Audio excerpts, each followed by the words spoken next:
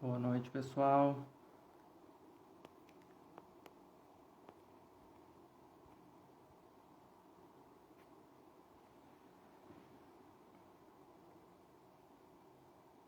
Sejam todos bem-vindos.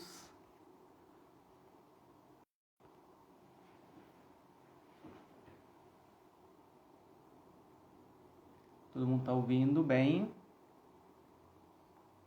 Deixa eu só liberar.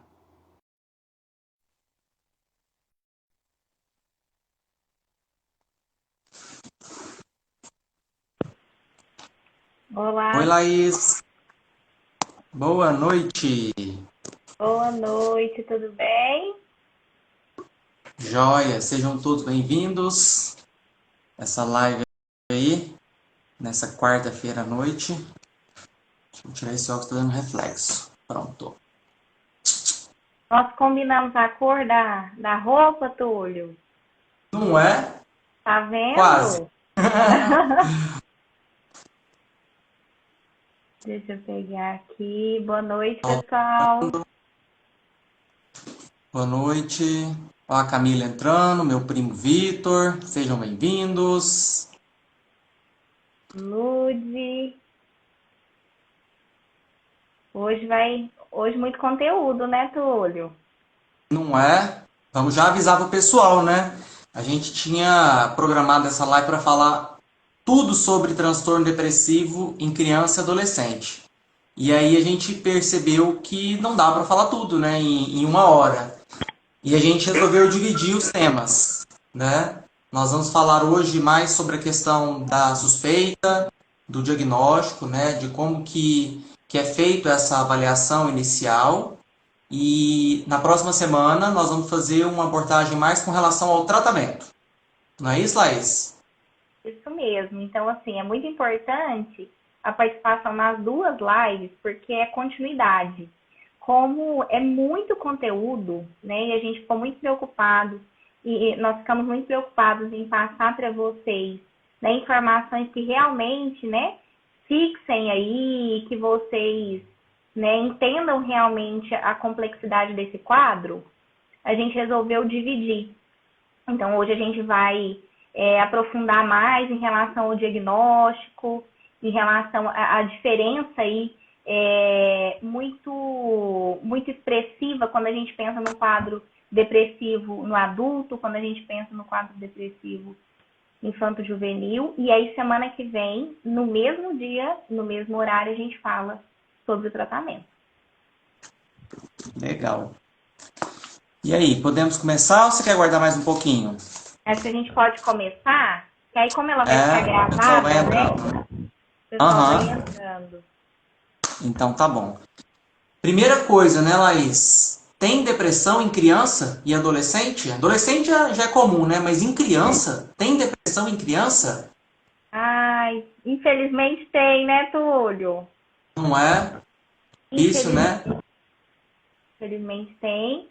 E a gente teve um agravamento aí no cenário atual, né? Com o cenário atual. Sim. No cenário atual, a gente teve um aumento do número de casos, né, de depressão em crianças e adolescentes, porque principalmente crianças, né, que tiveram uma perda da parte da socialização, do contato com colegas, com outras famílias, e isso acaba afetando bastante, né, a questão do emocional dessa criança, que acaba que o contato dela com o mundo exterior fica mais voltado com os pais, né, e os pais também desgastados, em parte por conta da pandemia, acaba complicando um pouco todo esse cenário, né?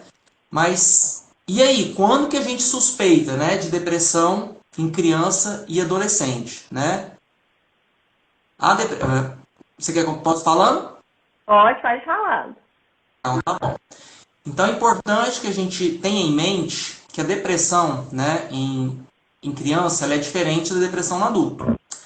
Ela não vai aparecer com aquele cenário típico que a gente imagina, né?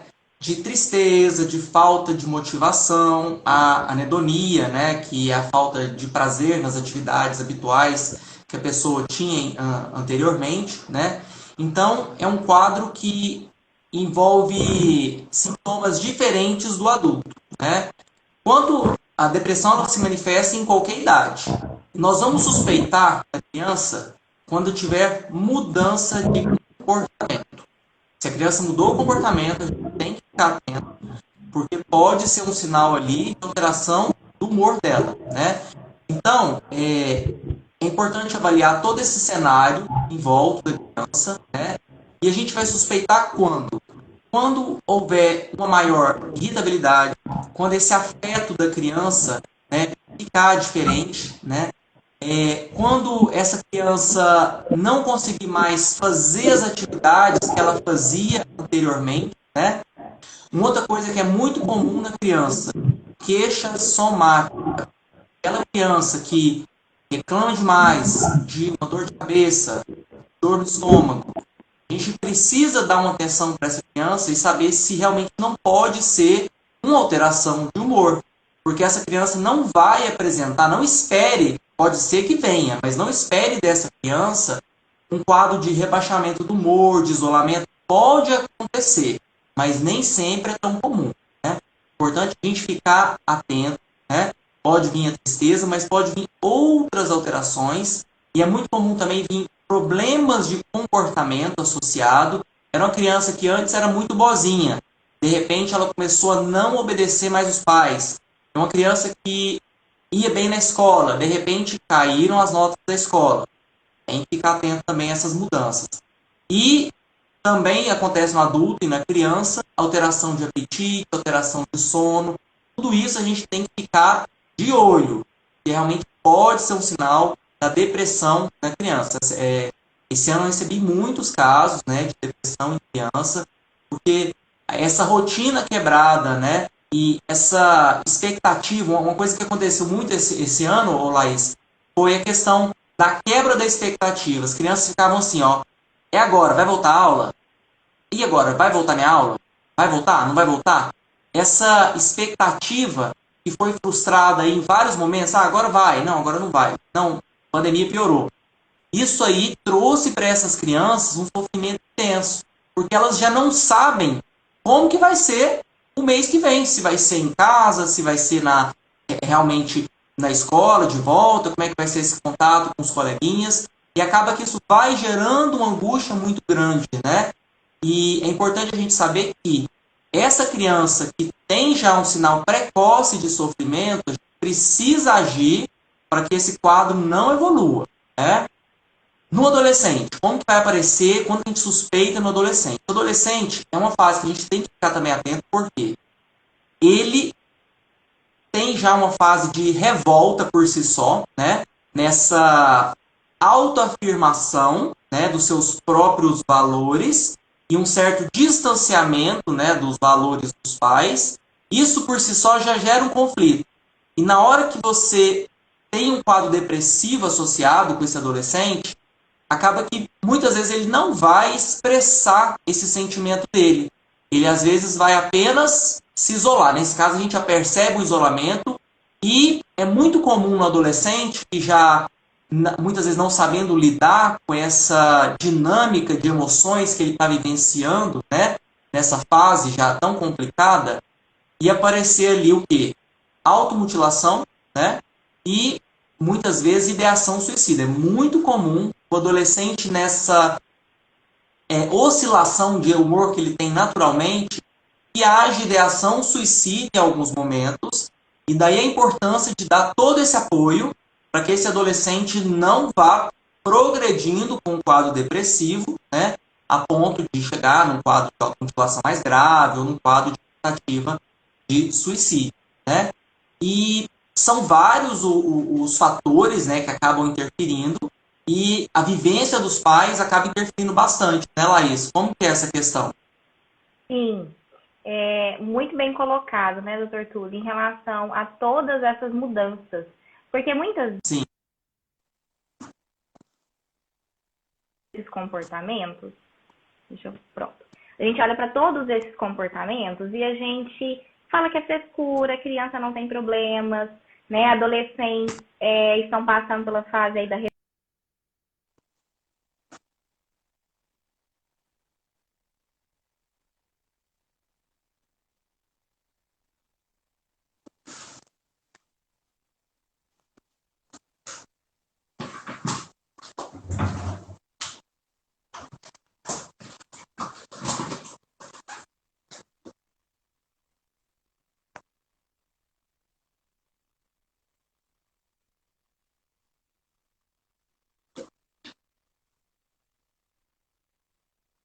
Oi, parece que a Laís caiu.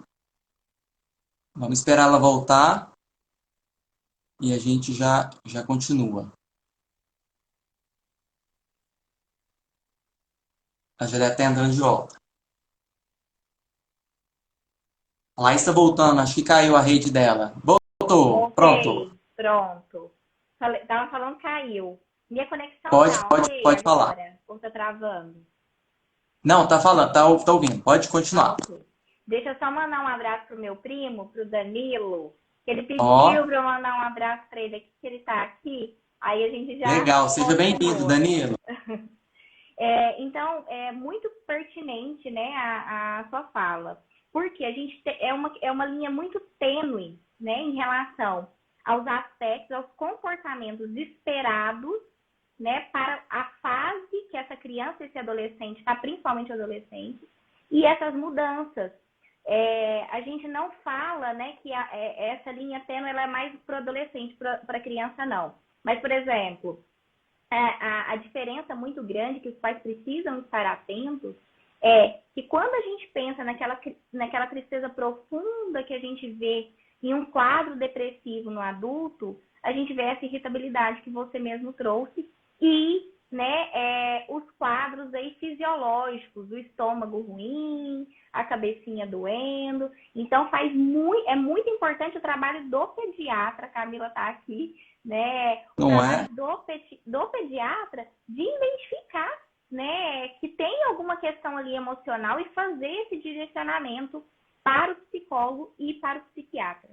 E aí, onde que entram esses pais e essa escola? Quando a gente fala, né, em qualquer transtorno, em qualquer doença emocional dentro, né, desse período da infância, da adolescência, a gente não entra somente numa intervenção com a criança, mas é uma intervenção com esses pais para a gente melhorar esse ambiente e também com a escola. Então, essa comunicação do profissional, ela contempla também todas essas pessoas que têm uma influência predominante na relação dessa criança e desse adolescente.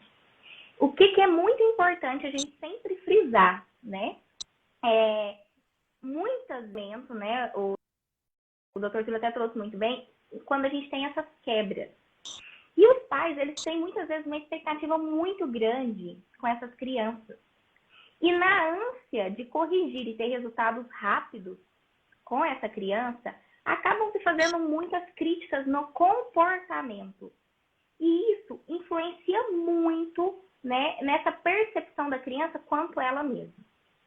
É muito importante a gente entender, né, a fase que essa criança está e como que ela percebe ela e o meio. Então, por exemplo, quando a gente fala de uma fase de 6 aninhos, 7 anos, onde essa criança está muito voltada para a aprovação social, que tem, né, um avanço ainda, uma intensidade maior dessa aprovação social na adolescência. Então, o que acontece? Essa criança, ela está nessa expectativa de ser percebida por esse meio. Então, tem uma cobrança grande desse meio. E aí, se eu tenho, né, críticas no comportamento dentro desse ambiente, que é o meu ambiente de principal segurança, de principal referência, pronto, aquilo é uma verdade absoluta. Então, quando a criança está fazendo alguma atividade, críticas como, você não consegue, você não vai conseguir, ou quando eu sempre faço com frequência coisas para essa criança que ela tem capacidade de fazer sozinha, eu estou reforçando para ela que ela não tem condições de fazer aquilo. Então, se eu tenho uma criança que tem uma capacidade de fazer algo e eu vou lá e faço, eu reparto para essa criança que ela não tem capacidade de fazer isso. E isso vai formando uma percepção dela em relação a ela mesma e a forma com que ela vai se relacionar com esse meio. Como que ela percebe esse outro, como que ela vai se comunicar com esse outro. Uma conduta muito presente também nessa família, né, nessa estrutura familiar, muitas vezes acontece, é, né, a falta, muitas vezes, dessa informação, de buscar, de entender mesmo. E eu não estou fazendo uma crítica, né, porque a gente, muitas vezes, baseia essa parentalidade nos instintos. E quando a gente baseia esses instintos, a gente vai replicar aquilo que a gente vivenciou, aquilo que a gente teve, e não necessariamente isso é o melhor, né? Mas a gente tem várias literaturas que nos respaldam, nos dão apoio para conduzir isso de maneira mais assertiva. Então, o que a gente faz? Muitas vezes a criança mudou ali, né? Ela não tem mais com os brinquedos que antes ela brincava, né? Ela tá uma criança agressiva, né? Muito irritada. Então, isso é muito presente, né? Então, ela irrita muito fácil, ela briga, ela fala palavrões, ela é impaciente. E aí, eu muitas vezes falo, esse menino não sabe, esse menino não consegue, isso é frescura, a criança não tem problema. E aí, o que eu faço? Eu invalido essa criança. Ou, muitas vezes, eu faço assim, mas eu fiz tudo por você, né? Eu fiz tudo para você. E você não reconhece, né? A mamãe está triste, porque a mamãe fez tudo que ela podia para você e você não reconhece. Tudo bem, a mamãe está triste, ela tem total direito de estar triste. Mas essa criança também, ela está vivenciando um sofrimento. E quando eu faço isso, eu invalido a emoção dessa criança e eu falo que só quem sente foco é a emoção da mãe. E aí eu entro em outro problema. Excelente, Mônica. A escuta é fundamental. E aí eu entro em outro problema, que é o quê? Isso não é nada. A criança, ela não tem repertório para ela falar. Estou muito mal, né? Estou estressado, estou tendo uma crise de ansiedade, estou tendo uma crise de pânico. Ela não tem esse vocabulário para ela falar isso. Vou até dar um exemplo. Nós adultos, quantas vezes chega aqui no nosso consultório adultos que vieram de pronto atendimento, que chegaram no pronto-socorro, com certeza que estavam tendo infarto, né? Foram para o pronto atendimento porque tinha certeza que aquilo era um infarto e, na verdade, era uma crise de ansiedade e veio para o consultório para a gente começar a trabalhar. Então, imagine só que um adulto, nós que já temos aí, né, uma estrutura cognitiva, um desenvolvimento cerebral já formado, temos a dificuldade de identificar essas manifestações do nosso corpo e nomeá-las como uma crise de ansiedade, uma crise de pânico. Agora, você imagine só uma criança vivenciando isso, né? Essa imprevisibilidade que o Dr. Túlio trouxe é excepcional. Hoje nós estamos vivenciando uma situação aqui em Uberlândia, não sei se todos que estão aqui são de Uberlândia, mas essa transição volta às aulas, não voltam às aulas, né? E aí teve, né, uma atualização recente em relação ao retorno às aulas. E é muito importante a gente falar sobre isso, porque os pais estão com muita expectativa desse retorno.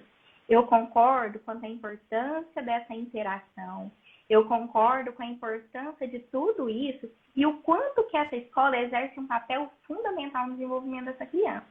Só que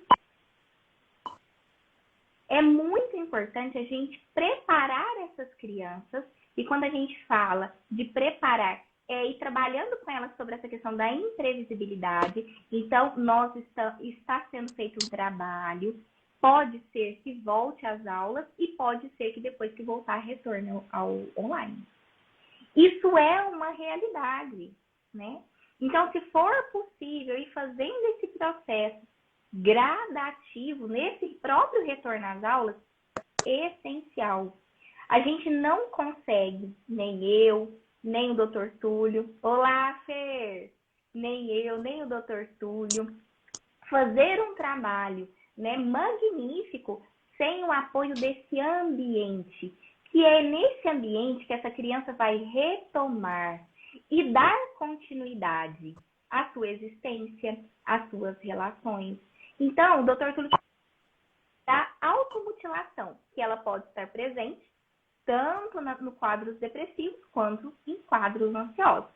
Como que a gente vai saber? Avaliando dentro do consultório qual que é a necessidade desse comportamento. Então, ela é para regular as emoções. Mas qual que é a função desse comportamento central? Nós vamos fazer essa investigação. Então, o que é importante? A criança se corta. O adolescente se corta. Muito, tem crescido muito, né, doutor Túlio? Muito, bastante. Muito, muito. Aí o que acontece? Os pais, naquela ânsia de resolver o problema, bate na criança. O que aconteceu nesse momento? Os pais apenas reforçaram para essa criança, para esse adolescente, que nós resolvemos do apanhar através da agressividade, através do se machucar. Houve um reforço. Então, o que acontece? A criança foi lá e se cortou. O pai vai e bate. Pronto. É dessa forma que eu resolvo. É me machucando. Então, é muito importante a orientação de pais. E o que eu falo muito, levar o filho para a terapia, para o acompanhamento psiquiátrico, não é um sinal de fracasso. Pelo contrário, é uma ação de amor, de cuidado e de busca pela autonomia dessa criança, que um dia será adulto. E o que mais, como que a gente pode melhorar esse ambiente? Olhando para os eventos estressores, né? Então, o estresse precoce, ele é um dos principais, fatores aí que ocasionam a depressão. Nós vamos falar um pouquinho mais sobre isso.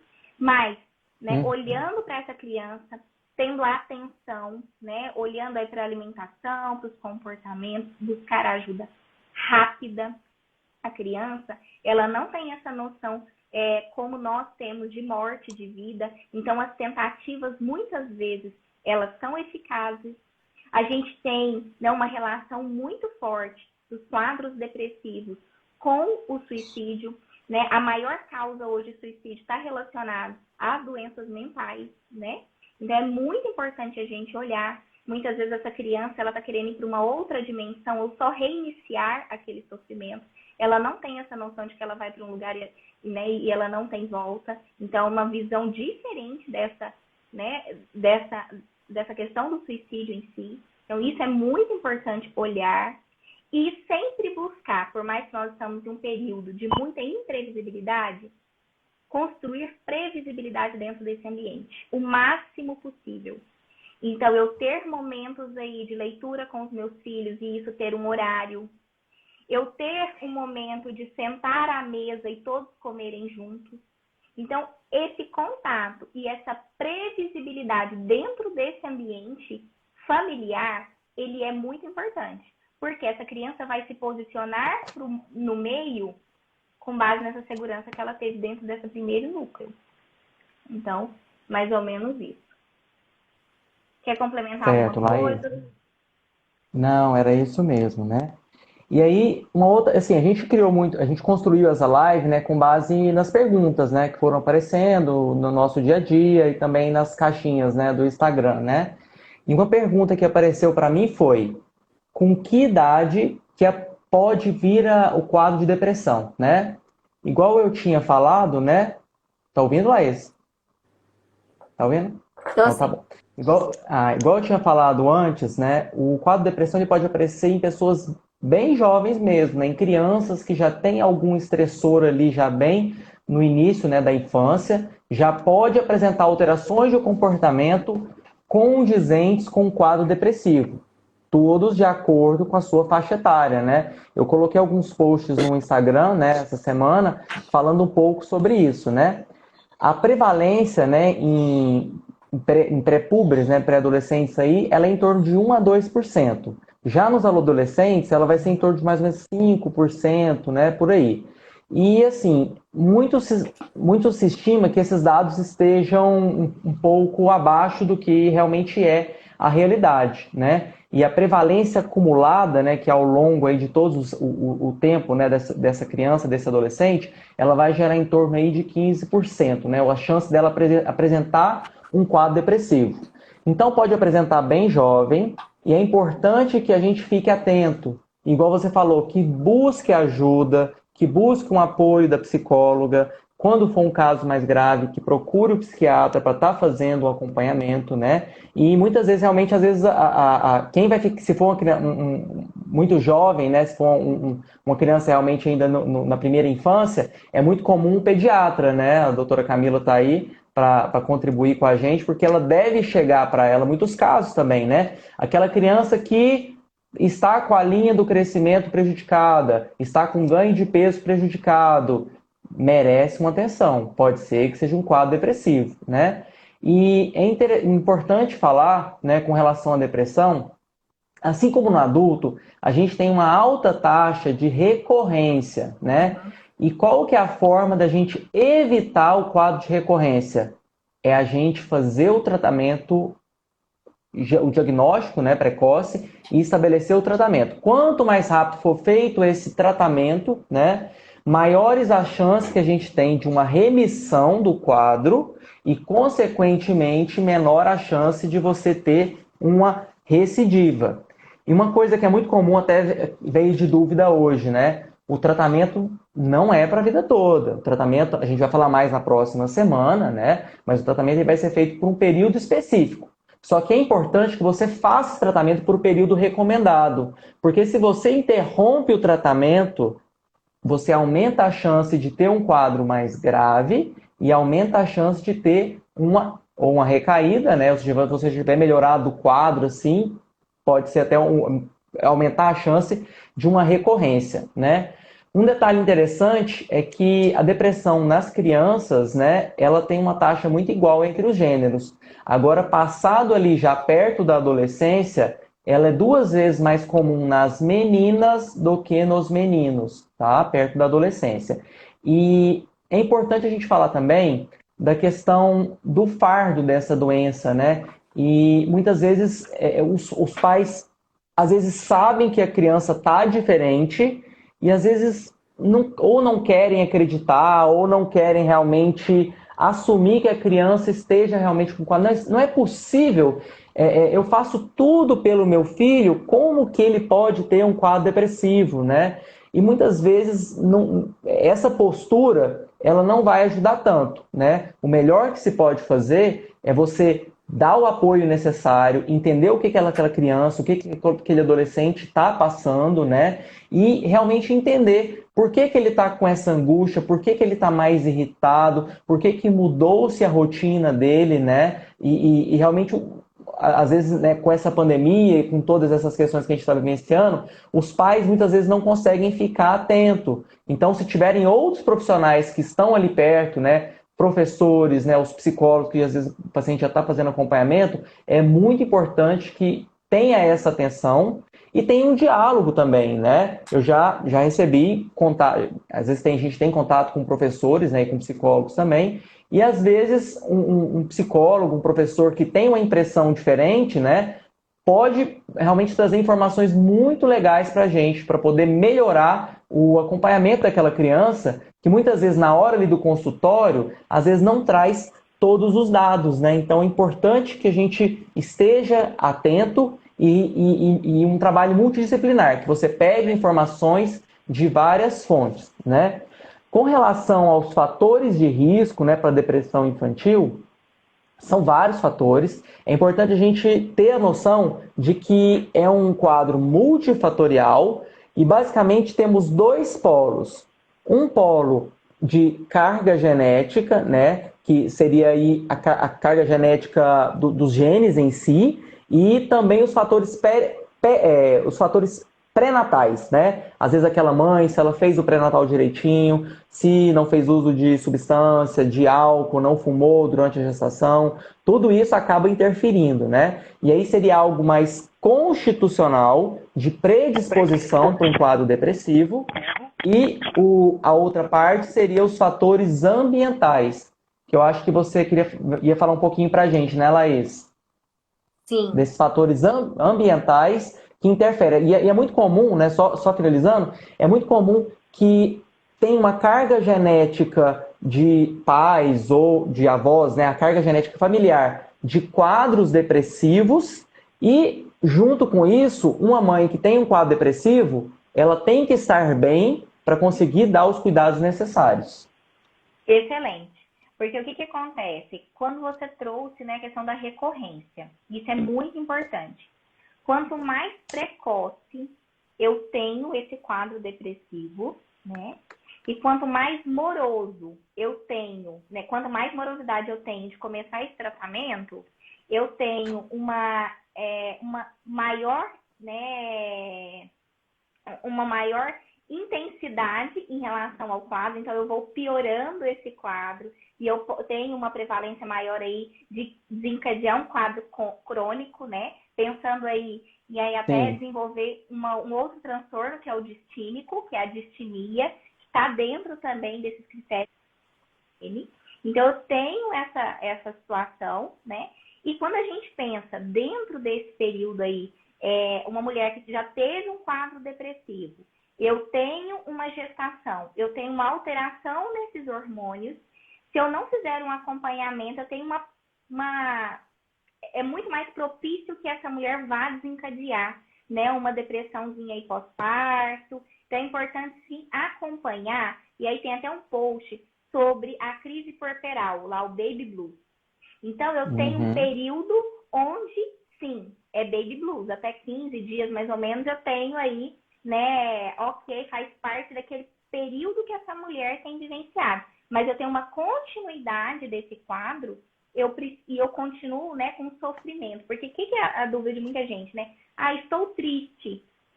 Estou muito triste que eu perdi alguém, alguma coisa me aconteceu. Como que eu sei que não é depressão? Porque não é funcional essa tristeza. Tristeza é uma emoção que todos nós sentimos quando algo que não é legal acontece com a gente. Então, eu estou triste por conta do cenário atual. Mas quando que a gente fala que isso não é só tristeza? Quando começa a vir de uma maneira disfuncional, em um período maior de tempo e junto com alguns outros sintomas. Que período é esse? 2 semanas aí, né, contínuo, com essa tristeza com frequência. Então, é importante acompanhar isso também. Então, essa mulher que já teve um quadro depressivo, conforme a gravidade desse quadro, eu tenho, né, uma probabilidade de retorno desse quadro no período aí pós-parto, né, que eu tenho aí uma alteração de hormônio. Então, é muito importante fazer esse acompanhamento. Olhar muito aí para a psicologia perinatal, que é uma área da psicologia muito importante. A gente tem um estudo grande para o enxoval, para as fotos, e isso tudo ok, é lindo, é maravilhoso vivenciar esse momento. Mas é importante a gente olhar também para essas emoções e a condição que essa mãe e esse pai estão psicologicamente de receber essa criança de maneira saudável. Então tem uma influência genética, mas tem uma influência também onde esse histórico influencia nesse ambiente, nas condições que essa mãe vai ter de cuidar dessa criança. E eu não estou falando que ela não tenha, mas é importante a gente acompanhar, a gente olhar e sempre pensar nessa rede de apoio. Então, todas nós temos total condição e direito, né? Desde que faça toda essa avaliação médica e tudo direitinho, mas é importante a gente se atentar para isso sim também, né?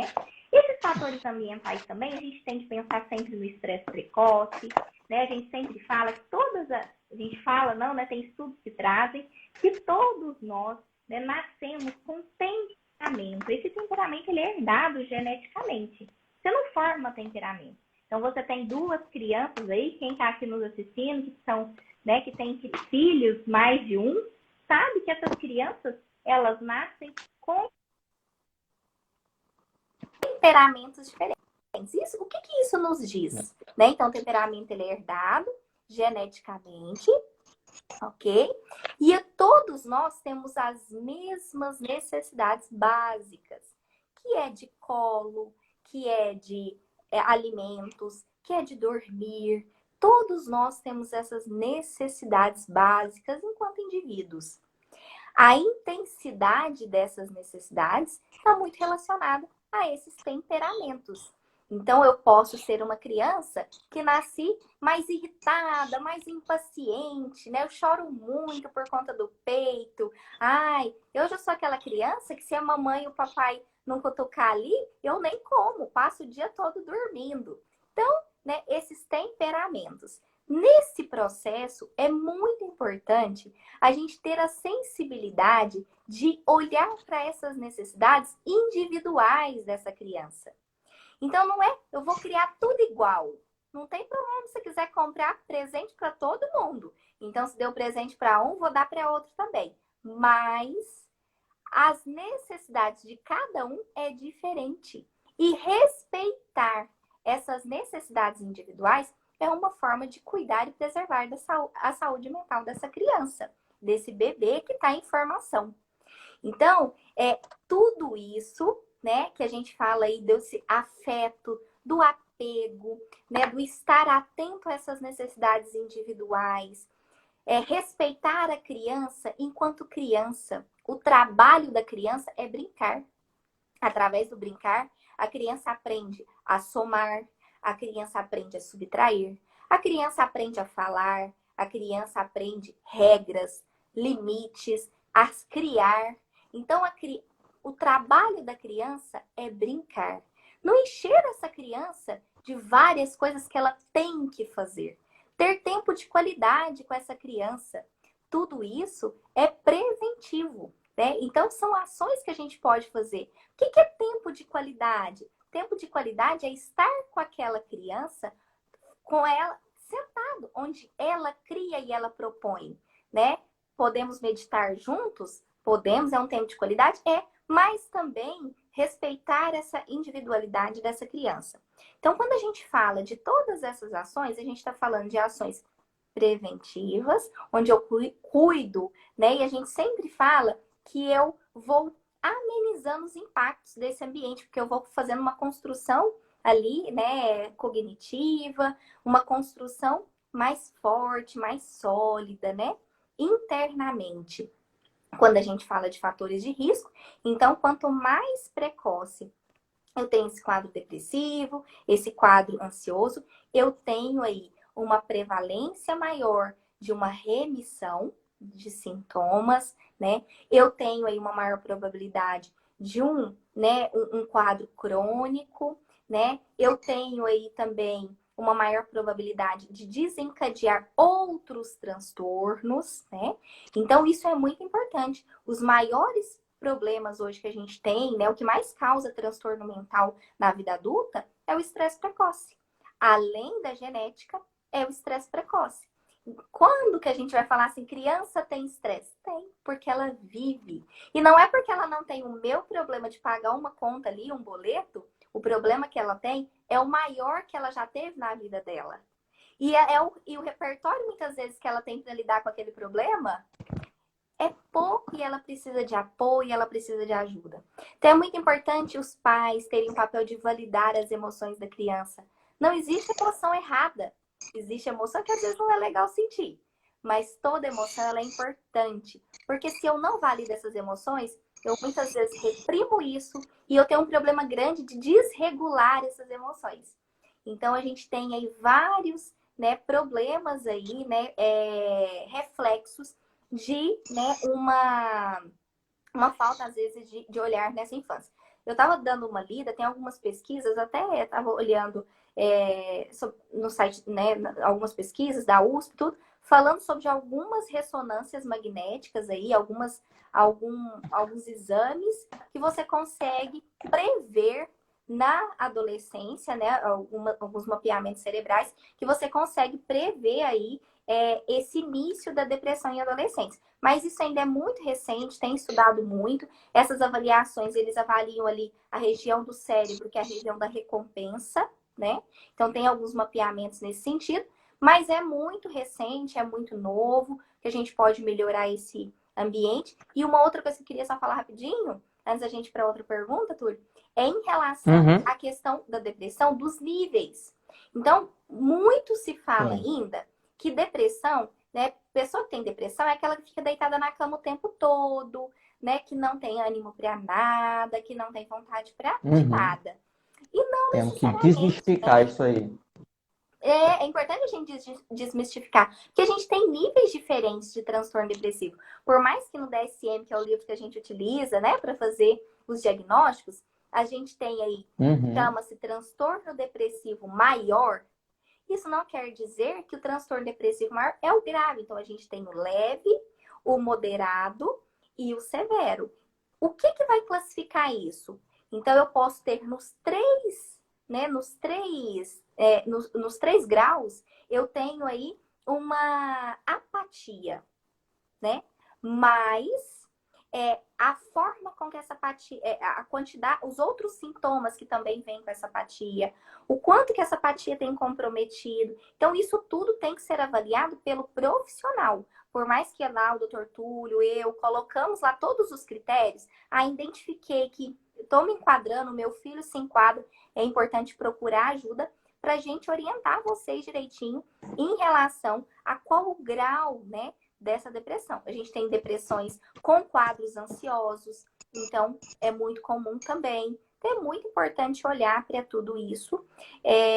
E tem essas diferenças aí dos quadros, né? Dos níveis. E a questão do suicídio, né? Que está muito presente aí nos Uhum. quadros depressivos, né? Como consequência. Sim. É muito importante. Teve até uma pergunta, né? Tudo falando assim, tem alguns adolescentes que escutam vozes, né? A gente Sim, encontra essas tá numa alucinações. das perguntas aqui também. Isso, a gente encontra essas alucinações auditivas, né? Às vezes até visuais, em quadros mais graves. Então, é comum em quadros graves a gente encontrar Uhum. esses relatos dos pacientes, né? Então, às vezes, Sim. né, tá com uma esquizofrenia, com um quadro mais grave. Não, mas dentro do quadro depressivo, a gente tem, né? E a gente tem esses Uhum. quadros nas crianças também. Então, ficar muito atento Sim. às falas das crianças. Eu não quero mais viver, né? Ficar preocupado. E assim, tá muito ruim. Teve uma melhora muito repentina, também é um ponto importante vocês ficarem atentos. É. Pegando esse gancho aí, então, Laís, né, esse fato de a pessoa estar muito ruim, né, e ter uma melhora e vamos dizer assim, ela sai de um quadro já de diminuição diminuição da psicomotora, né, de uma anedonia, de um quadro depressivo mesmo, né, de tristeza, e de repente ela passa por um momento em que ela está muito falante, em que ela está fazendo várias coisas, né, criança ou adolescente, a gente tem que ficar atento, porque pode ser um quadro de transtorno afetivo bipolar. Nesse caso, a criança e o adolescente também vai ter um quadro depressivo, mas ao longo do tempo, ele vai ter quadros também de mania, que seriam esses quadros de maior energia, de fala, de impulsividade, né? E quando a gente tem esses episódios o quadro com sintomas psicóticos, ele pode ser realmente um quadro depressivo grave, né? Mas chama a atenção para a gente, principalmente o médico psiquiatra, ficar atento se não é um quadro transtorno afetivo bipolar, né? E principalmente se tem muita impulsividade, né? Tem que ficar atento a isso. E uma questão da impulsividade que leva a gente a sempre refletir, também de transtorno bipolar ou do quadro depressivo, é o quadro de suicídio, né? Principalmente em adolescentes, né? Por quê? O que é o suicídio? O suicídio, ele nada mais a principal causa do suicídio, né? São quadros depressivos, tá bom? E são quadros depressivos em que você tem ali, né, uma anedonia, uma falta de motivação, uma falta de energia, né, para fazer todas as atividades, uma desistência, né, uma desesperança, e ao mesmo tempo você tem algumas roupantes de impulsividade para você ter essa atitude, essa tentativa de suicídio. E aí, na hora que você tem uma ideação suicida ou uma tentativa de suicídio, já chama atenção para um quadro mais grave, né?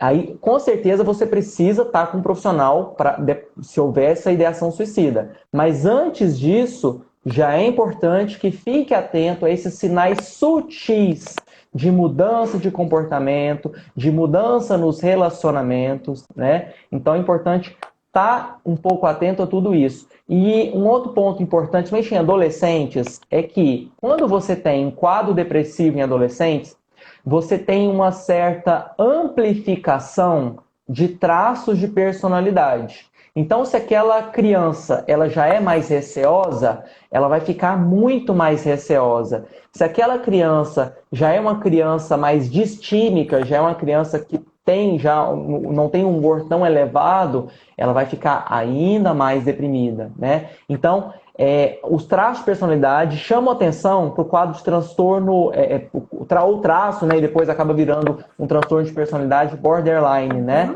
Que é muito comum que o adolescente, principalmente, que tenha uma suspeita, um diagnóstico de traços ou transtorno de personalidade borderline, o transtorno em si, a gente só faz ele, o diagnóstico, depois dos 18 anos. Mas até na adolescência já tem traços muito fortes, né, de impulsividades, de uma necessidade maior de atenção, de um sentimento de vazio crônico, que leva essa pessoa, diante de um quadro depressivo, a ficar ainda mais grave, né, do que uma outra pessoa que não tivesse esse traço, e acaba acarretando também essa impulsividade. Então, crianças e adolescentes, no caso mais adolescentes, que têm traços de transtorno borderline, tem que ficar atento, porque ele tem um risco maior de automutilação e também de suicídio, tá? E aparece muito em consultório, né? E é um quadro que é difícil. Aí, nesse caso, né, Laís, as medicações que a gente usa, no quadro de transtorno borderline, lógico, eu vou tratar o quadro depressivo e eu vou tratar os sintomas de impulsividade. Mas eu preciso primariamente da psicoterapia, porque o quadro de base dele é uma vulnerabilidade psíquica devido a esse traço de personalidade que deixa ele mais suscetível, né, a ter um quadro depressivo grave, a ter um quadro depressivo com suicídio, com tentativa de suicídio, entre outros. E quando que a gente tem que ficar atento a quadros de suicídio, né? Alguns fatores são importantes. Então, aquela criança e o adolescente que tem história na família de suicídio, né? Aquela criança e adolescente que já teve falas de suicídio ou já teve tentativa de suicídio prévia, né? Já tem um quadro depressivo, né, em andamento ou já teve em outro momento, e aquela criança que realmente tem uma dificuldade no controle das emoções, né? Aquela criança e adolescente. Então, esses 4 fatores necessitam uma supervisão muito maior dos pais para que não culmine a ter algum quadro de maior gravidade, porque a depressão pode estar ali, pode estar silenciosa, se houver risco de suicídio, necessita sempre uma atenção importante, né? E aí, já vamos para as perguntas, eu anotei algumas aqui. Você quer comentar mais alguma coisa ou quer que eu vou respondendo as perguntas, Laís? Só um ponto aqui muito pertinente na questão do borderline, porque né, quando a gente faz o diagnóstico, infelizmente, né, eu acho que isso vai mudar, eu acho que muita coisa vai mudar depois dessa pandemia, mas você consegue ver traços antes dos 18 anos, mas você consegue realmente fazer esse diagnóstico só com 18 anos. E essa questão dos cortes, né, muitas vezes alguns pais falam assim, mas é para chamar atenção. Eu não quis liberar o celular, aí se cortou. Ok, é uma forma de chamar atenção, concordo. O problema é que, onde que está a questão? Porque esse adolescente buscou a forma mais autodestrutiva para conseguir essa atenção. Isso é disfuncional e não está certo. Então, precisa sim olhar para essa questão. Não estamos falando, né, que não é para chamar atenção. Sim. Só que o problema é como esse chamar atenção está acontecendo, né? Então é muito prejudicial. Então isso é muito importante. Só esse ponto mesmo, mas pode ir respondendo as perguntas. Até teve a Antônia e a... Vou responder uma que tem muito a ver com o momento. A Duartina. A Duartina, ela é pedagoga, né? Ela é diretora pedagógica de escola. E ela fez o seguinte questionamento, né? O modelo híbrido, né? Como pode ser a repercussão para essa criança, né? E Assim, eu acho que pode ser bom, né? Porque você vai começar ter um retorno mais controlado a esse ambiente de ensino, né? E como as famílias podem lidar, Duartina, assim, os pais têm que estar conscientes de dar segurança para essa criança, para esse adolescente, né? Mostrar para eles que o cenário já é um pouco melhor, que a gente tem uma segurança nesse retorno às aulas, né? Desde que sejam cumpridas as normas e tudo mais, mas os pais reforçarem isso, né? Que a escola é um lugar bom, que a escola já está preparada para receber esses alunos, porque senão, se você não consegue, se você não dá essa segurança, né, para essas crianças, esses adolescentes, pode ser que você repercuta em quadros mais graves aí depois no futuro, né? Porque realmente você estava num ambiente de muita reclusão e você está caminhando novamente para um ambiente de contato, né, com outras crianças. E a Lorena fez um questionamento também com relação a vozes, né? E isso realmente a gente já abordou, né? Que é a questão de um quadro depressivo com sintomas psicóticos, né? Que é algo que pode acontecer nos quadros mais graves, né? E às vezes também ela até comentou que pode ser, às vezes, pode também ter pensamentos intrusivos, né? A criança, adolescente ter aquele pensamento de que ele não vai dar conta, as coisas não vão dar certo, então acaba que não são bem vozes, mas são pensamentos que ficam ali, né, na cabeça e atrapalhando no desenvolvimento do quadro dele, né? E um outro ponto importante que eu achei foi a questão do TDAH, que me perguntaram se o TDAH tem mais chance de ter depressão. Com certeza, quadros de TDAH, quadros de TEA, são todos quadros que dão uma vulnerabilidade neurológica. Então acaba que a criança e o adolescente pode ter mais chance de ter comorbidades, né? Ter outros quadros associados, tá bom? Mais alguma coisa que você quer complementar, Laís? Ou alguma outra pergunta que você quer que eu vou... Alguma dessas perguntas você quer comentar alguma coisa? Só da questão do híbrido, eu achei excelente, porque o que Diga. acontece? Na fase de 7 anos, a criança tem um medo, o medo dela, esperado por essa fase, é o medo da morte. Então, ela tem um medo Uhum. dela morrer e ela tem um medo de perder o papai e a mamãe, né? Essas figuras de Sim. referência. Então, a gente está Uhum. falando de uma exposição a um vírus e uma maior vulnerabilidade, né? Algo que traz evidências em relação a esse pensamento, né? Esse medo que faz parte dessa fase dessa criança. E você trouxe Uhum. muito bem, doutor Tulio, em relação à segurança desses pais. Muitas vezes as crianças elas têm um receio em relacionar, em fazerem as coisas, né?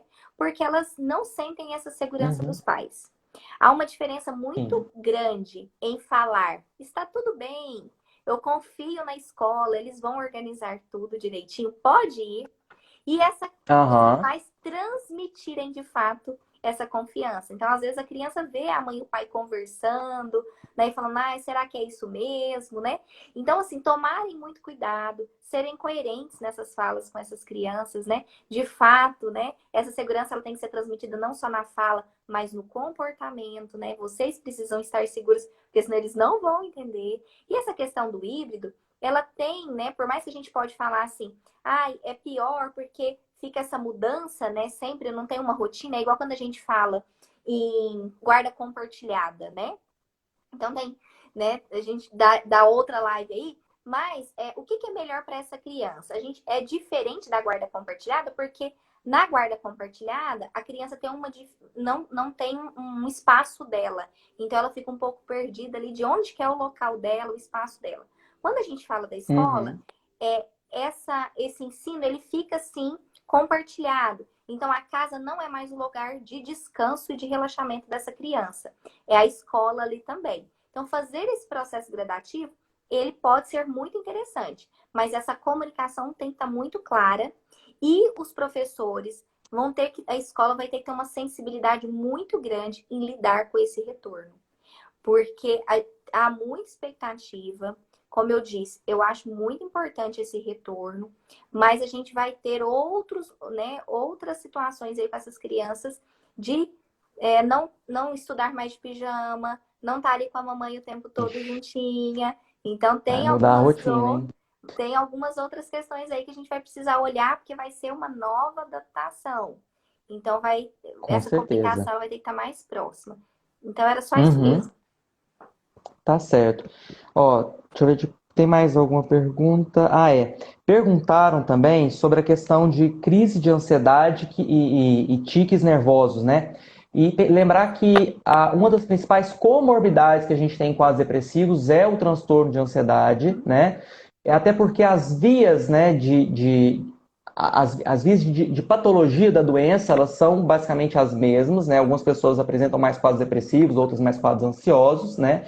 A ansiedade é o quadro mais comum na infância, né? E quando tem a depressão, a principal comorbidade é a ansiedade. E quando tem a ansiedade, é muito comum que haja mais desobediência, haja mais tiques nervosos, né? Nesse momento que a ansiedade está descontrolada, o comportamento da criança ele é prejudicado, né? Ele tem a dificuldade em ter esse controle de contingências, às vezes, que os pais fazem, né? Então a criança pode ficar um pouco mais revoltada, ou às vezes não conseguir seguir muito bem as regras, se ela estiver passando por um quadro ansioso, um quadro depressivo e por aí vai.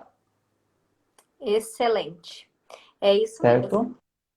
Excelente. E a questão da importância Então, da confiança no psicólogo, fez o acompanhamento, encaminhar para o psiquiatra. Quando o psicólogo encaminha para o psiquiatra, gente, é porque foi avaliado, né, cuidadosamente, quando é um profissional sério, tudo direitinho, e realmente viu que é o mais importante e seguro para a criança o uso do medicamento. Então, isso é muito importante a gente... Nosso próximo bate-papo, né, Laís? Sim, e é muito importante. Eu e o Dr. Túlio estamos trabalhando muito juntos aí, e isso tem feito muita diferença. Então, é muito importante olhar para isso. E, né, a gente vai falar de um tema muito, muito importante, que é a questão do tratamento. Será que tem tratamento, Dr. Túlio? Não é? Será? Tem tratamento para criança, né? Tem? Tá? Tem sim.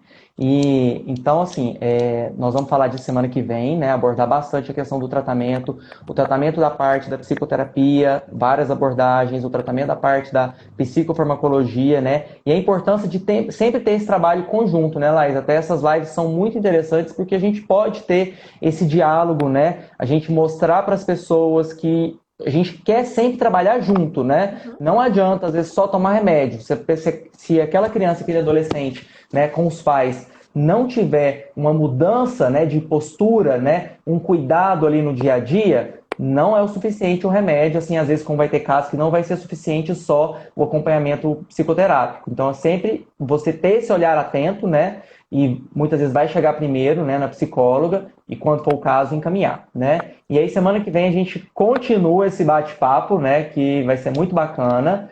Quarta-feira que vem, no mesmo horário, né, às 8 horas da noite, a gente conta com a presença de todos vocês. Agradecemos a presença de todos, acho que foi muito legal a participação. Se tiver mais algumas dúvidas, pode mandar no direct pra gente, a gente vai tentar responder na medida do possível, né? E realmente só agradecer a Laís novamente por essa oportunidade de a gente trabalhar junto e a gente continua, né, esse projeto.